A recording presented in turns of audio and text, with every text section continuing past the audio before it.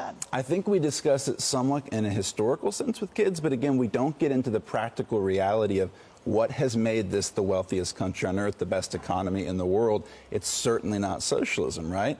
And yet a lot of these kids are growing up. I had the child of one of my clients called me and said, hey, I need some advice. I said, sure. They were graduating from college. They just spent $100,000 going to college.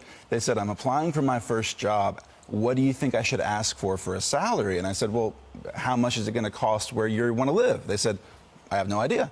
I said, okay, are you going to have roommates? I don't know. All right, how much is food going to cost? They had no clue. And their parents were both highly educated doctors. And so this isn't just that we have kids not caring or kids getting excited about, revolutionary ideas. This is a lack of understanding of how does this actually work. So if you lack the information or the ability to process it, then you hear someone saying, I'll relieve you of that burden politically by paying for stuff for you. Sure. That starts to look attractive. Well, when Bernie constantly says Bloomberg is buying the election, right, and that might be fair, whatever, but how much is Bernie buying an election when he tells this entire group of people everything's going to be free, right? You're going to have free health care. All those student bills are going to go away. It's going to be Medicare for all. It's going to be free child care for if you're in your 30s with young kids.